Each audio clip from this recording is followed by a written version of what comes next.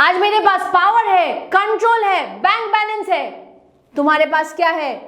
मेरे पास limitless brain है, वहीं से ना कंट्रोलिंग पढ़ेंगे। So let's start with controlling. Hello and welcome to Limitless Brain, study without limits, commerce का वन स्टॉप सॉल्यूशन, जहां पे आप लोगों को हर एक कॉमर्स का सब्जेक्ट मिलेगा एक ही प्लेटफॉर्म पे। So today we are here to do our business studies chapter और commerce chapter controlling। ये controlling एक वीडियो में हम लोग कंप्लीट करेंगे। So it's a one shot video। So keep watching Limitless Brain, study without limits। So let's get started।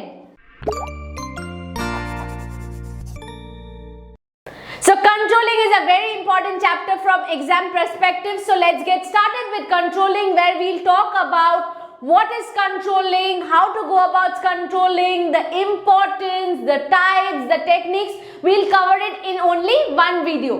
So क्या है ये controlling? क्या है ये controlling?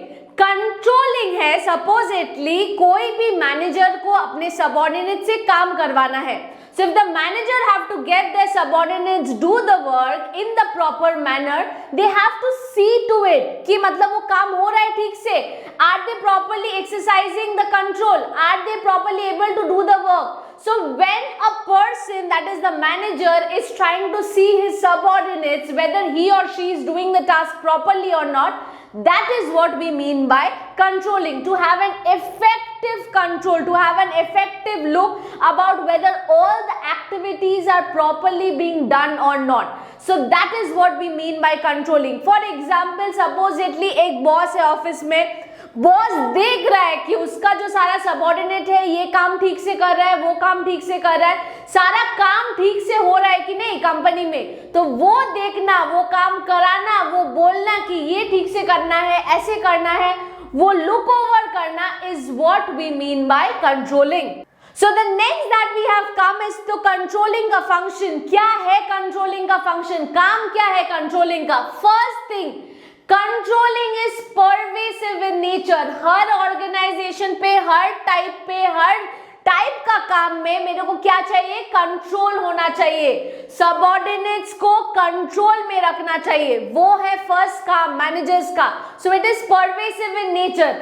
आज नॉर्मल मैन्युफैक्चरिंग इंडस्ट्री हो कि एक टेक्सटाइल बिजनेस हो कि कोई भी ऑर्गेनाइजेशन हो, हर ऑर्गेनाइजेशन में मेरे को कंट्रोल करना है। Number two, that is, it is dependent or it is there in all the levels of management. Top level, middle level, lower level, हर एक में, हर लेवल में, टॉप है, मिडिल है, लोअर है, the boss will have an eye on you. The boss will keep a note that whether you are doing the task properly or not. That is the second function of controlling, applicable to all levels of management. Number three that we have, controlling is applicable to educational institution as well. So educational institution खाली नहीं है।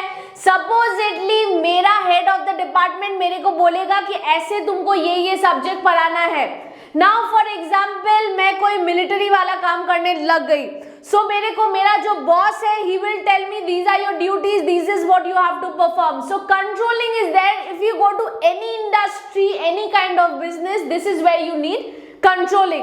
And the fourth and the last function of controlling is that controlling cannot be ignored as the last function of management. Planning मेरा first function of management था, controlling मेरा last function of management है। करने से भी चलेगा, नहीं करने से भी चलेगा, no, it cannot be ignored as the last function of management, because खाली प्लान करके रखेंगे, उसके ऊपर कंट्रोल नहीं करेंगे, कुछ नहीं होगा, ठेंगा होगा। So that's why when we are planning, we have to also have an effective control that the work should be done in the proper manner. So these are the four functions of controlling that we have. Next चलते हैं next topic पे, importance of controlling. क्यों controlling इतना important है हर organisation के लिए? आज तुम ले लो TCS, आज तुम ले लो IBM, कोई भी कंपनी के लिए कंट्रोलिंग बड़ा इंपॉर्टेंट फंडा है।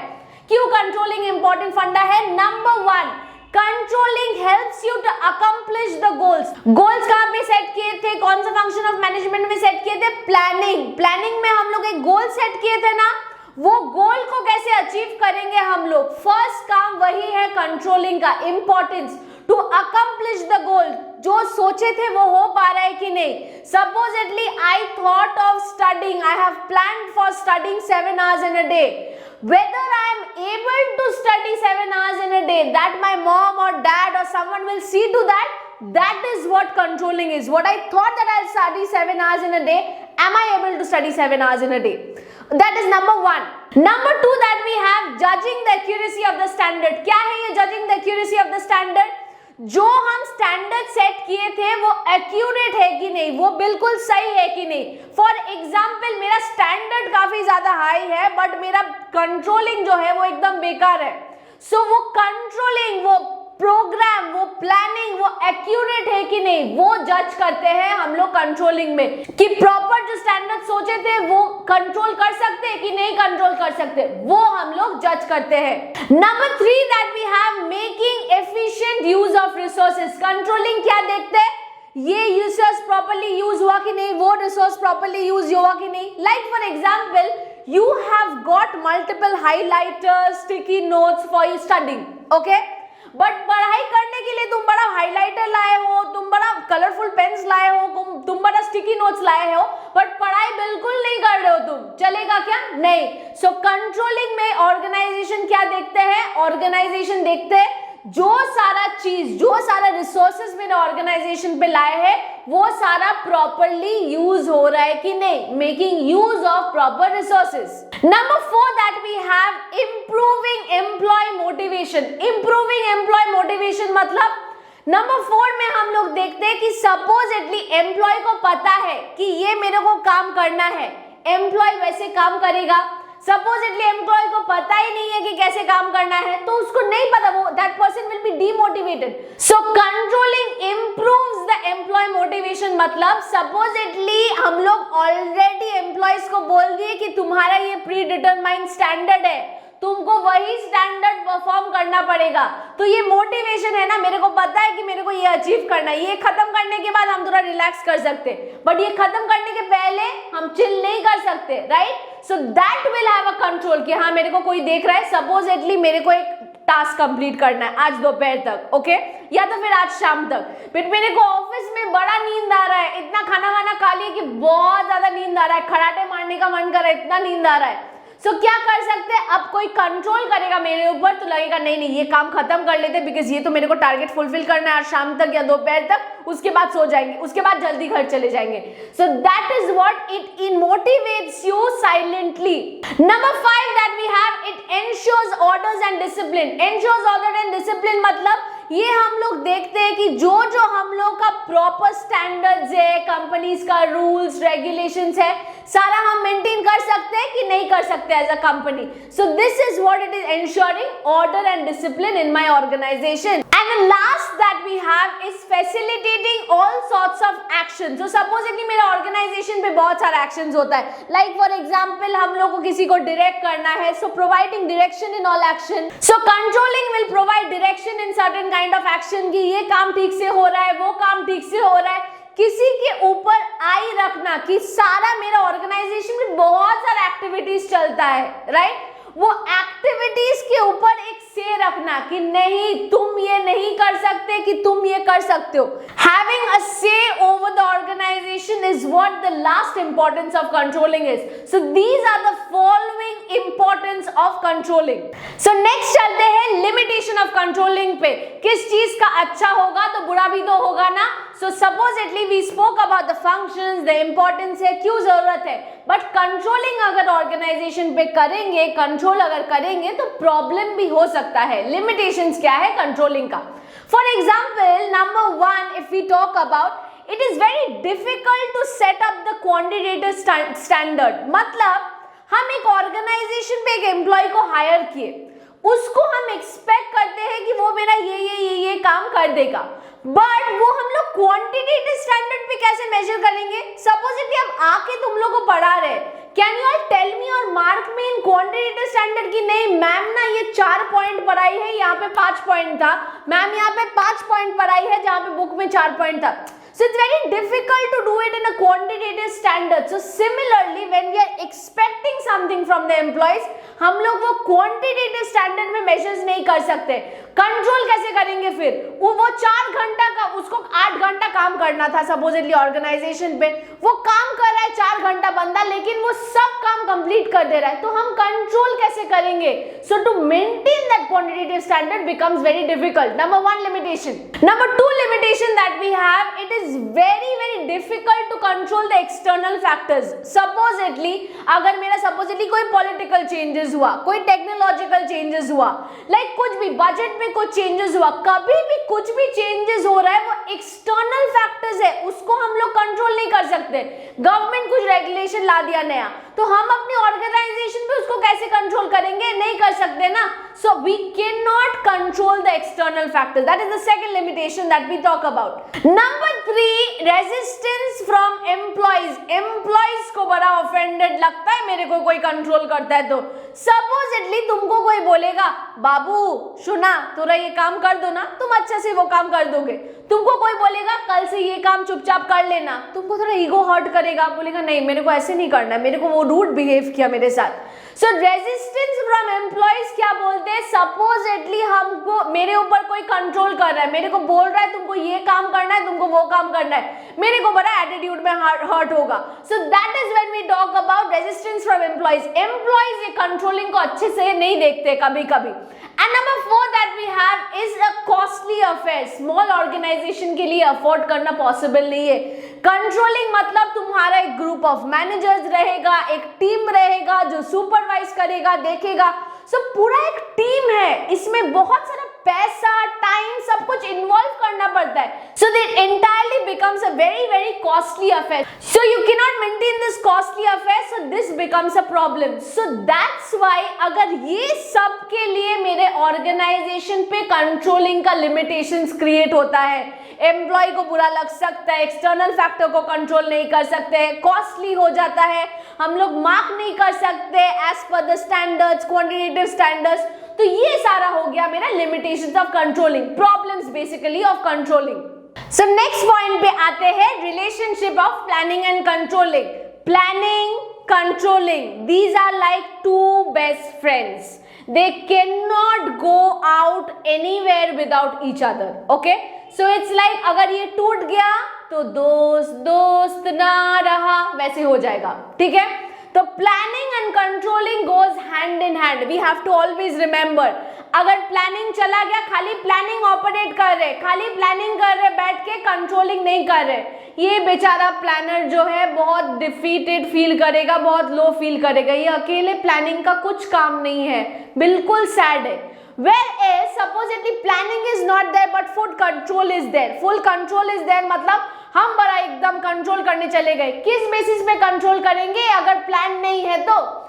पहले हम लोग रिकॉल करते हैं प्लानिंग क्या था. प्लानिंग था कि हम लोग फ्यूचर ओरिएंटेड प्रोसेस था. प्लानिंग एक कि फ्यूचर में क्या होगा, फ्यूचर में क्या करेंगे, क्या गोल्स ऑब्जेक्टिव्स अटेंड करना है, ये कर रहे थे प्लानिंग में. कंट्रोलिंग वही फ्यूचरिस्टिक ऑब्जेक्टिव को रियलिस्टिक ऑब्जेक्टिव में कन्वर्ट करता है. So planning is a futuristic action whereas controlling is a past oriented action. कि क्या करने वाले थे वो कर रहे हैं क्या, वो वेरीफाई करते हैं प्लानिंग पे, वो वेरीफाई करते हैं कंट्रोलिंग पे.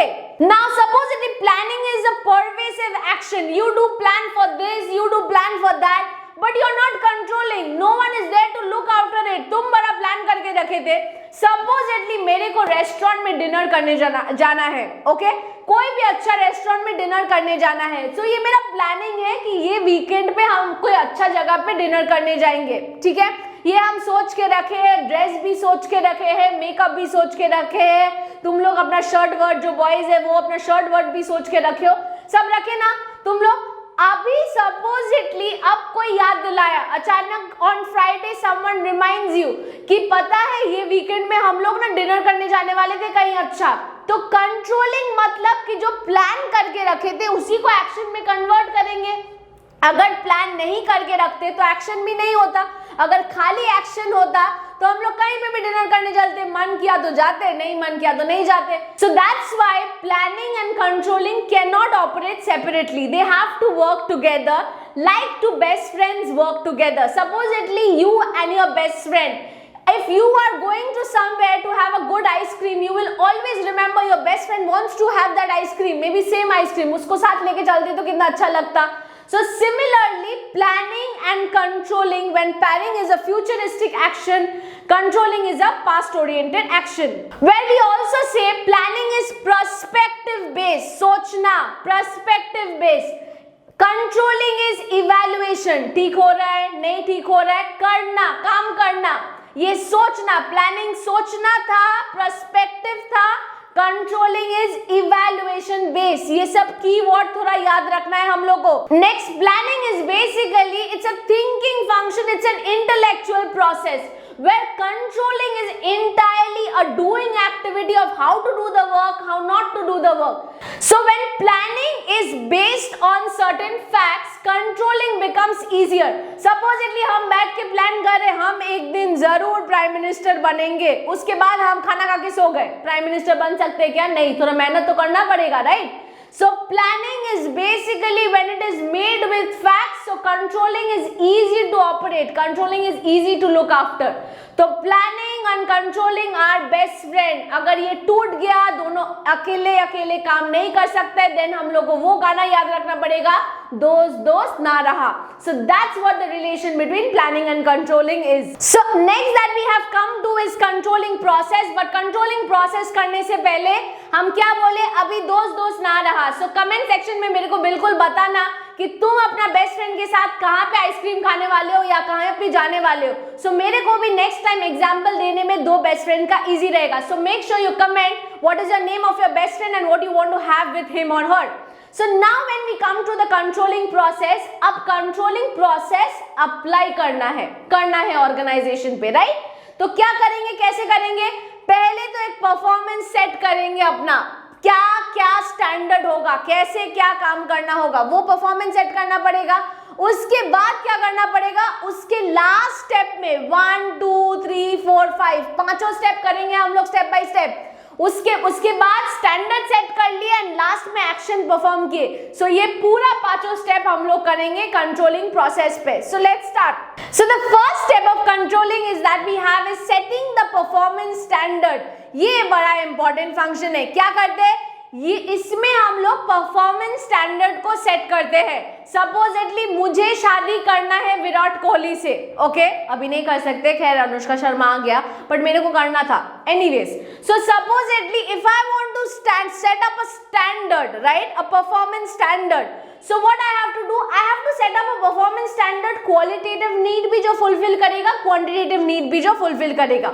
सो क्वालिटेटिव नीड क्या है? क्वालिटेटिव नीड है मेरा supposedly whether the person is coming on time, whether the person is doing the activities on time, submitting their deadlines on time, इसको बोलते हैं qualitative measurements.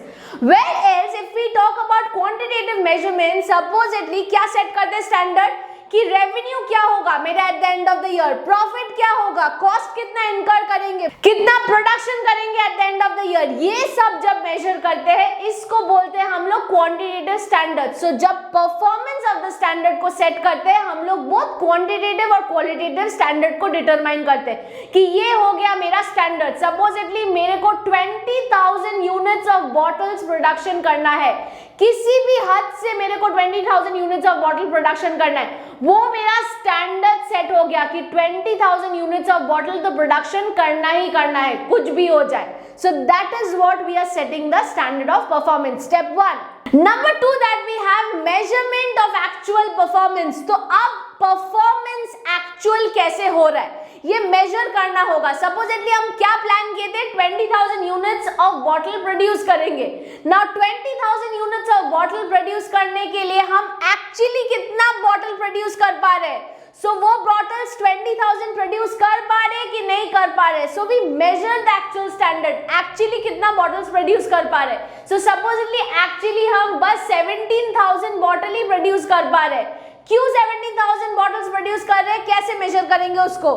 कैसे प्रोड्यूस करेंगे 17,000 बॉटल? उसके लिए हम लोग पर्सनल सिलेक्शन करेंगे, सैंपल चेक करेंगे, उसके लिए पूरा प्लेसमेंट रिपोर्ट देखेंगे, परफॉर्मेंस एनालिसिस देखेंगे, फिर देखेंगे क्यों 17,000 बॉटल सिलेक्ट कर रहे हैं, क्यों 17,000 बॉटल ही बस प्रोडक्शन कर पा रहे एंड 20,000 क्यों नहीं कर पा रहे। सो इसी के बेसिस पे हम लोग actual measurement of actual performance, ये जो 17,000 यूनिट्स हम लोग बॉटल प्रोडक्शन कर रहे हैं, कैसे इसको मेजर करेंगे, कैसे इसको चेक करेंगे। The measurement have to be in the most objective and the reliable manner, that we have to know. जो एक्चुअल परफॉर्मेंस हो रहा है ये 70,000 यूनिट्स ऑफ बॉटल, ये ऑब्जेक्टिव है और इन अ रिलायबल मैनर ये हो पा रहा है कि नहीं, उसी को हम लोग चेक करेंगे। That is the second step. Now step number 3 that we have when we compare the actual performance with standard. For example, I was about to produce 20,000 units of bottles. You are aware of it? So अगर 20,000 units of bottles हम लोग का standard goal था, मेरा actual goal क्या है, actual काम क्या हो रहा है, only 17,000 bottles I am able to produce. So there is kind of a comparison that is happening between 20,000 and 17,000.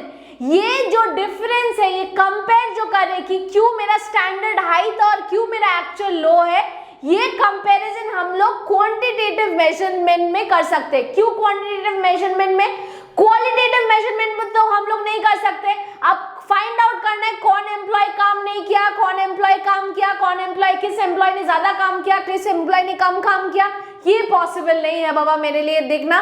सो इसीलिए क्वांटिटेटिव मेजरमेंट्स करते। इतना प्रोडक्शन करने वाला था ये ग्रुप, इतना प्रोडक्शन किया तो नहीं हुआ, ये ग्रुप फुलफिल नहीं कर पाया अपने टास्क। सो कंपेयर कर रहे हैं स्टैंडर्ड और एक्चुअल परफॉर्मेंस को। Now step number 4 that we have to analyse this deviation. ये जो डेविएशन हो रहा है मेरे ऑर्गेनाइजेशन पे, क्यों डेविएशन हो रहा है। 20,000 सोचे थे, 17,000 प्रोडक्शन कर पा रहे, क्यों हो रहा है ये डेविएशन। ये डेविएशन को एनालाइज करना बहुत ज्यादा इंपॉर्टेंट है। सपोजिटली हम सोच रहे कि मेरे को पढ़ना है दिन में 8 से 10 घंटा, अभी एग्जाम के पहले पढ़ना तो है ही। सो सपोजिटली बट हम बस ज्यादा यूट्यूब वीडियो, हम लिमिटलेस ब्रेन ज्यादा नहीं देख रहे, कोई और यूट्यूब वीडियो देख रहे हैं, थोड़ा चिल कर रहे हैं, थोड़ा इंस्टाग्राम कर रहे हैं, तो अल्टीमेटली हम कितना पढ़ रहे हैं, 3 या 4 घंटा दिन में। चलेगा क्या, नहीं चलेगा ना। सो ये डेविएशन क्यों हो रहा है, क्यों नहीं पढ़ पा रहे, सोशल मीडिया डिस्ट्रैक्शन के लिए पढ़ नहीं पा रहे, क्योंकि ऐसे मेरे को फोन एडिक्शन हो गया, या तो फिर मेरे फ्रेंड ने मेरे को कॉल किया। So what we have to analyze the deviations. So while we analyze the deviation, we have 2 things that we can analyze on the basis of that. Number 1 that we have is a critical point control. Critical point control मतलब जो हम लोग बोलते हैं, so हम लोग ये organization पे क्या करते हैं, critical point control मतलब KRA, Key Result Area, मतलब ऑर्गेनाइजेशन पे हर एक एक्टिविटी देखना मेरे लिए पॉसिबल नहीं है, ना कि मेरे लिए फिजिबल है। अगर हम ऑर्गेनाइजेशन पे हर एक एक्टिविटी देख नहीं सकते, अगर हम ऑर्गेनाइजेशन पे हर एक एक्टिविटी पॉइंट आउट नहीं कर सकते, सो हम क्या करेंगे, जो मेरा मेन एरियाज है उसमें फोकस करेंगे। ऑर्गेनाइजेशन पे बहुत सारा छोटा मोटा एक्टिविटीज होते रहता है, सारा एक्टिविटीज मेरे लिए पॉसिबल नहीं है लुकआउट करना। So we will find out the key result areas, the most important activity, उसी में हम लोग कंट्रोल करेंगे, उसी में हम लोग फोकस करेंगे। जैसे फॉर एग्जाम्पल मेरा हर एक कॉमर्स का सब्जेक्ट है, सब सब्जेक्ट में तो हम स्ट्रॉन्ग नहीं है, मेरे को अपना स्ट्रॉन्ग एरिया जो है, मेरा जो भी सब्जेक्ट स्ट्रॉन्ग है, तुम लोग प्लीज कमेंट करना कि तुम लोग का कौन सा सब्जेक्ट स्ट्रॉन्ग है। सो जो भी सब्जेक्ट स्ट्रॉन्ग है उसको और स्ट्रॉन्ग बनाएंगे। सो की रिजल्ट एरिया ऑर्गेनाइजेशन पे भी वो वर्क में हम लोग फोकस करेंगे। That is number 1। Number 2 that we have management by exception. क्या है ये मैनेजमेंट बाय एक्सेप्शन? सपोजिटली मेरे ऑर्गेनाइजेशन पे हर चीज को कंट्रोल करने जाएंगे तो बस फैल जाएंगे, फैला हुआ रायता की तरह, कुछ काम नहीं होगा ultimately. So management by exception means when we have to pinpoint exceptionally focus on certain key areas, put a management there, manage on the areas where we'll get better benefits from. Supposedly मेरा marketing area है, supposedly मेरा finance area है, ये तो मेरा main pillar है marketing का, इन 2 area में ज्यादा फोकस करेंगे। सपोजिटली हम कोई और बेकार एरिया में फोकस करने लग गए, सपोजिटली कोई बंदा मेरे ऑर्गेनाइजेशन पे झगड़ा करना है, उसको मिटाने चले गए, वो सब में माथा नहीं लगाएंगे। We will focus on the most important areas, that is the management by exception. The areas which are exceptionally good, we will focus on those areas, those departments, those situation. So these are the agendas that we have for analysing the deviation. Number 5th step that we have and the last step is taking corrective action. अगर मेरा standard और actual performance meet नहीं कर रहा है तो हम लोग डेविएशन का रीजन फाइंड आउट कर लिए. अगर वो डेविएशन का रीजन हम लोग के लिए पॉसिबल है, when the deviation reason is quite reliable, when the deviation reason is quite within the limits where we can improvise on, focus on, कुछ कर सकते हैं उसको लेके, so उसी पे हम लोग देखेंगे, उसी पे हम लोग एक्शंस लेंगे. सपोजिटली हम पढ़ नहीं पा रहे थे, मेरे को 8-10 घंटा पढ़ना था, हम पढ़ रहे बस 2-3 घंटा, तो मेरे को क्या करना है, अपना फोन को साइड में हटा के रखना है, बट पढ़ाई का वीडियोस देखना है, उसके बाद फिर से फोन रख देना है और चुपचाप पढ़ाई करना है. So these are the deviation. So मेरा 20,000 यूनिट्स ऑफ प्रोडक्शन होने वाला था, हो रहा है 70,000 units of production. 3,000. Why is it not happening?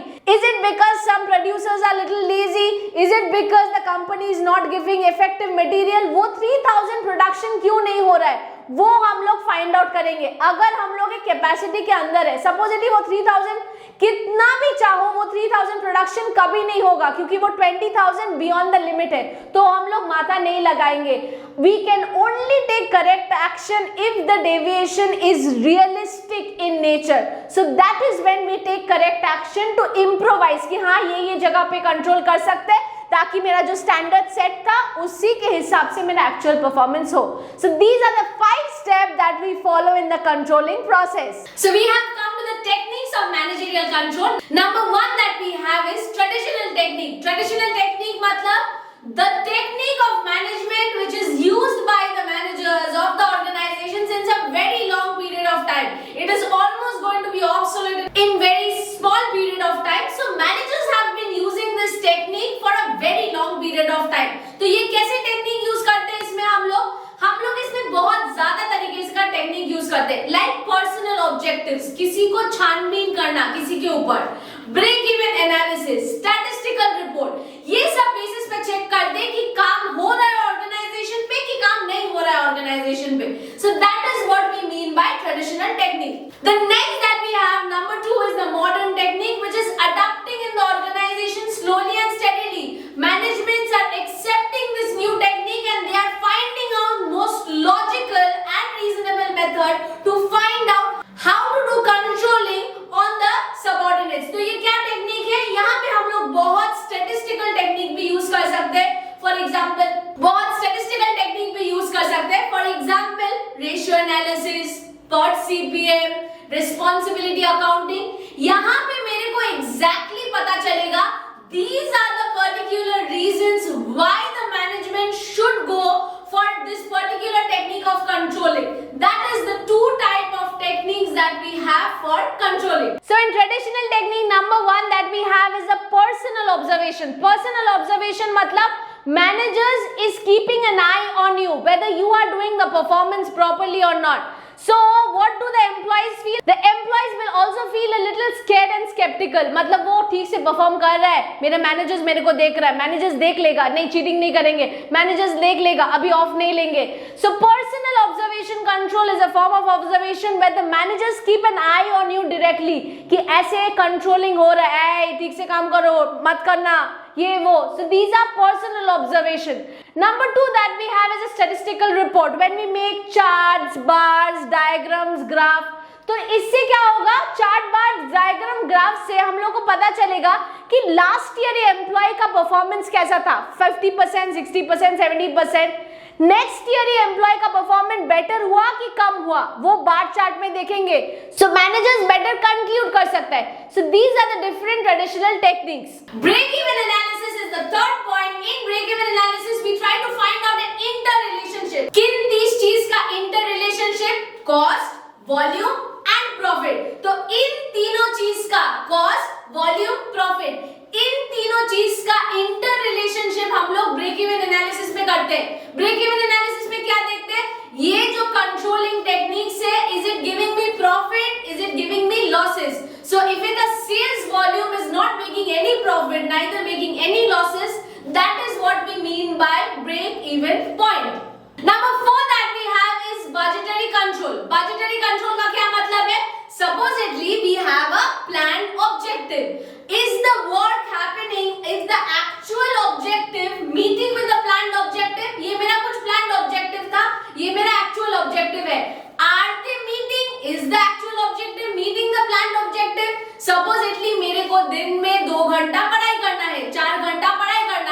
लेकिन मैं अल्टीमेटली पढ़ाई कितना देर कर रही हूँ, बस 1 ही घंटा। तो वो मेरा क्यों डिफरेंस हो रहा है? 2 घंटा 4 घंटा पढ़ना था, 1 ही घंटा पढ़ रहे, क्यों? Where there is a deviation between planned objective and the actual objectives is being tried to find out the reason, क्यों ऐसा हो रहा है? Then the managers use the correct technique of controlling, that is budgetary control. Why the reasons? Why the actual objectives and the planned objective not matching at all? In modern techniques, the first one that we have is return on investment. Capital invest करे business में, उसका कुछ return चाहिए ना? वो return properly मिलेगा क्या? कि supposedly अगर 1 लाख रुपए कैपिटल डाल रहे बिजनेस में, उसका रिटर्न एक्सपेक्ट करेंगे. So what is the return on investment? We try to find out the proper way of controlling whatever capital I have put down in my business. Am I able to recover that capital? Am I able to gain out of that capital? So to find out whether I am able to gain the perfect thing out of the capital or not, I use different ratios. Liquidity ratio, solvency ratio. These are the different kinds of ratio that we use to find out in the modern techniques of return on investment analysis. So the second that we have is responsibility accounting. Responsibility accounting में क्या होता है? अगर एक big organization हो तो कोई भी एक ग्रुप के लिए सब टास्क परफॉर्म करना पॉसिबल नहीं है. तो उस ऑर्गेनाइजेशन के लिए क्या करते हैं हम लोग? डिफरेंट डिविजन्स में ऑर्गेनाइजेशन को डिवाइड कर देते हैं. Supposedly different departments, different division, different geographical areas. तो हर एक बड़ा ऑर्गेनाइजेशन को जब हम लोग डिविजन्स में डिवाइड कर देते हैं उसको बोलते हैं रिस्पॉन्सिबिलिटी सेंटर्स. अब ये क्या क्या रिस्पॉन्सिबिलिटी सेंटर है? पहले तो मेरा कॉस्ट सेंटर्स है. सो कॉस्ट सेंटर का काम क्या है? कॉस्ट सेंटर का काम है कि ऑर्गेनाइजेशन पे जितना भी कॉस्ट रिलेटेड एक्टिविटी हो उस सबको चेकआउट करना, ये है कॉस्ट सेंटर का काम. सपोजिटली ऑर्गेनाइजेशन रेवेन्यू के बारे में देखेगा ही नहीं, बस कॉस्ट के बारे में देखेगा. Number 2, revenue centre. Revenue centre organisation पे कितना रेवेन्यू जनरेट हो रहा है वो रेवेन्यू सेंटर बैठ के पूरा revenue of the company calculate करेगा. Number 3 that we have profit centre, जहां पे हम लोग कॉस्ट और रेवेन्यू दोनों सेंटर देखते हैं, कंपेयर करते हैं कि कितना पैसा कंपनी में आ रहा है, उसको बोलते हैं profit centre. And the fourth that we have is a investment centre. Investment centre मतलब कितना पैसा मेरा गया हुआ है, कितना पैसा मेरा गया हुआ है, कितना पैसा मेरा वापस आ रहा है. It is not only about profit but how much investment we have done in terms of asset, in terms of tangible asset, intangible asset. How much investment have we made? Are we able to recover our investment? Are we able to make profit from our investment? That is what we mean by investment centers. Number 3 that we have is management audit. Management audit मतलब जब हम लोग systematic evaluation करते हैं, किसका? Management of the company का, पूरा properly evaluate करते हैं. ये मैनेजमेंट जो है ये overall performance of the organisation ठीक से इवैल्यूएट कर पा रहा है कि नहीं. Supposedly what the management can do should take the step to improve the overall performance. What are they doing currently? So it is extremely helpful for the part of the management to find out inefficiencies of the management and also to find out the performance of the management function कि क्या management नहीं कर पा रहा है उसको evaluate करते हैं. management को क्या करना चाहिए? So overall management evaluation को हम लोग बोलते हैं management audit. जब देखते हैं कि जो management है जो सर पे बैठा हुआ है वो भी ठीक से इवैल्यूएट कर रहा है, परफॉर्म कर रहा है, सबको इंस्ट्रक्ट कर रहा है, सब कुछ बोल रहा है कि नहीं. Number 4 that we have is MIS. MIS मतलब बहुत इंपॉर्टेंट है एग्जाम पर्सपेक्टिव से. MIS है क्या? ये है मैनेजमेंट इंफॉर्मेशन सिस्टम. सो ये मैनेजमेंट इंफॉर्मेशन सिस्टम क्या करते हैं? मैनेजमेंट इंफॉर्मेशन सिस्टम एक एंटायरली कंप्यूटर बेस्ड एनालिसिस है. ओके ये कंप्यूटर बेस्ड एनालिसिस क्या करते हैं? ये कंप्यूटर बेस्ड एनालिसिस इफेक्टिवनेस देखते हैं, मैनेजरियल एक्टिविटीज का इफेक्टिवनेस देखते हैं. सो सपोजिटली जो डेटा है हम लोग का वो अप टू डेट है कि नहीं, वो एक्यूरेट है कि नहीं, प्रॉपर इंफॉर्मेशन सारा मिला है कि नहीं. सो MIS is basically going to provide you a huge massive data which is systematically coordinated कि ये डेटा इस काम के लिए है, वो डेटा इस काम के लिए है. So we are categorizing the data. Finally you get the data in a clear picture, in a clear box. So it is very important tool, communication tool for the managers. Managers को readymade सब कुछ मिल जा रहा है कि organisation में ये performance हो रहा है, ऑर्गेनाइजेशन पे ये एक्यूरेटली परफॉर्म कर रहे हैं, ऑर्गेनाइजेशन पे ये एक्यूरेटली परफॉर्म नहीं कर रहा है. सपोजिटली तुम्हारे पास बिल्कुल बिना मेहनत का सारा सब्जेक्ट्स का नोट बिल्कुल मिल जा रहा है आपको आसानी से. आपको लिमिटलेस ब्रेन से भी बहुत सारे सब्जेक्ट का बहुत जल्दी सब नोट्स मिल जाएगा. By the way, so supposedly similarly MIS क्यों इंपॉर्टेंट है मैनेजर्स लोग के लिए? बिकॉज सारा जो आप लोग का अपडेटेड इंफॉर्मेशन है ऑर्गेनाइजेशन का, एम्प्लॉइज का एक्यूरेट इंफॉर्मेशन है, सारा मैनेजमेंट इंफॉर्मेशन सिस्टम को मिल जा रहा है. So it is very important for effective decision making of the management. MIS तो अभी जरूरत ही है ऑर्गेनाइजेशन पे, very very important for organization's point of view. So MIS का एडवांटेज पढ़ लेते हैं जो हम लोग का लास्ट पार्ट है. MIS का एडवांटेज क्या है? फर्स्ट तो ये MIS हर लेवल्स ऑफ डेटा मिल जाता है हम लोग को. कौन कौन सपोजिटली लोअर लेवल मैनेजर्स कैसे काम कर रहे हैं, मिडिल लेवल मैनेजर्स कैसे काम कर रहे हैं, अपर लेवल मैनेजर्स कैसे काम कर रहे हैं, सबको ही ऑर्गेनाइजेशन पे कैसे काम कर रहा है वो एक क्लस्टर डेटा मिल जाता है MIS का. वो एक एडवांटेज है, पूरा वन पैकेट में सब कुछ मिल जा रहा है. जैसे कि लिमिटलेस ब्रेन, हर सब्जेक्ट मिलेगा बिल्कुल यहीं पे. Number 2 that we have is it supports the planning and decision making and controlling at all levels. So MIS अगर सब कुछ इंफॉर्मेशन मिल जा रहा है तो प्लानिंग डिसीजन मेकिंग भी बिल्कुल इजी हो जा रहा है ना हर एक लेवल पे MIS के लिए. Number 3, it will provide a quality for the management to work. So if you have all sorts of data in your hand, so you can analyze the data, you can play with the data, you can conclude something out of the data. So this is building your quality performance. Number 4 that we have is it is providing a cost effectiveness for the management. Managers को माथा पच्ची नहीं करना पड़ेगा. जो organisation के लिए खाली इंपॉर्टेंट है, इंफॉर्मेशन के लिए इंपॉर्टेंट है, वही इंफॉर्मेशन आ रहा है. बस कुछ इंफॉर्मेशन ओवरलोड नहीं हो रहा है बाकी. So no information is getting overloaded. That is one advantage. Another advantage is cost effectiveness is also happening. So बाकी बस जो चाहिए मैनेजर्स को एक क्लिक करेगा वही डेटा मिल जा रहा है. So supposedly हम लोग जब एक्सेल करते हैं so हम लोग को अगर नाम चाहिए नाम का फोल्डर मिल जाएगा, रोल नंबर चाहिए रोल नंबर का फोल्डर मिल जाएगा. So पूरा डेटा हम लोग को क्लस्टर फॉर्म में मिल रहा है. So that is when it is effective for the managers because the managers can decide anything and effective in just a single span of time. So this is what are the advantages of MIS. With this we have come to the end of this video where I have covered controlling in just one shot. बहुत जल्दी controlling खत्म कर दिए हैं बस एक ही short video में. बस एग्जाम के पहले एक बार ये देख लेना और controlling खत्म. So give it a watch and make sure you share it with your friends and do like, comment, share and subscribe for this. And what we have covered in this video, we have covered what is controlling, the importance, the functions, the techniques of controlling and finally the MIS. सारा complete कर लिए हैं बिल्कुल जो आपके syllabus में है.